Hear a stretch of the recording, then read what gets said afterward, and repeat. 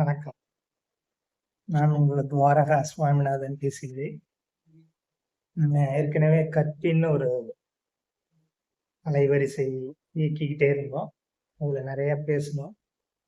இப்ப தொடர்ச்சியாக மனம் பற்றி பேச மைண்ட் யுவர் மைண்ட் அப்படிங்கிற ஒரு தலைப்பிட்டு தொடர்ந்து சின்ன கிளிப்ஸ் பேசலாம்னு நினைக்கிறேன்.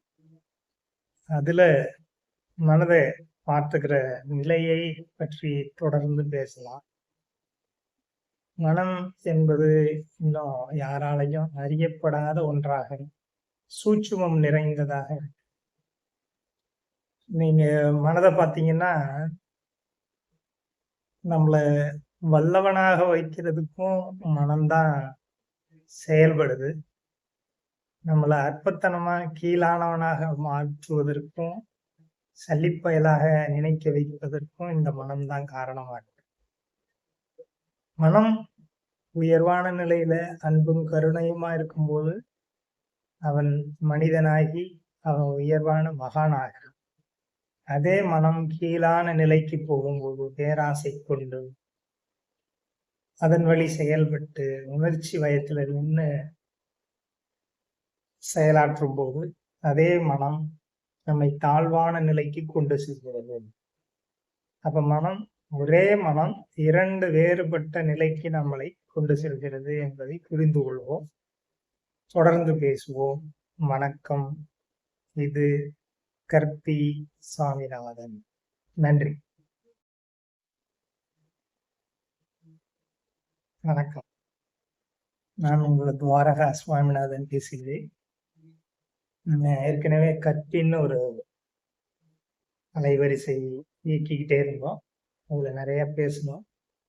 இப்ப தொடர்ச்சியாக மனம் பற்றி பேச மைண்ட் யுவர் மைண்ட் அப்படிங்கிற ஒரு தலைப்பிட்டு தொடர்ந்து சின்ன கிளிப்ஸ் பேசலாம்னு நினைக்கிறேன். அதுல மனதை பார்த்துக்கிற நிலையை பற்றி தொடர்ந்து பேசலாம். மனம் என்பது இன்னும் யாராலையும் அறியப்படாத ஒன்றாக சூட்சுமம் நிறைந்ததாக இருக்கு. நீங்க மனதை பார்த்தீங்கன்னா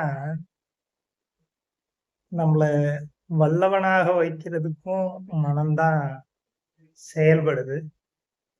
நம்மள அற்பத்தனமா கீழானவனாக மாற்றுவதற்கும் சலிப்பயலாக நினைக்க வைப்பதற்கும் இந்த மனம்தான் காரணமாக இருக்கு.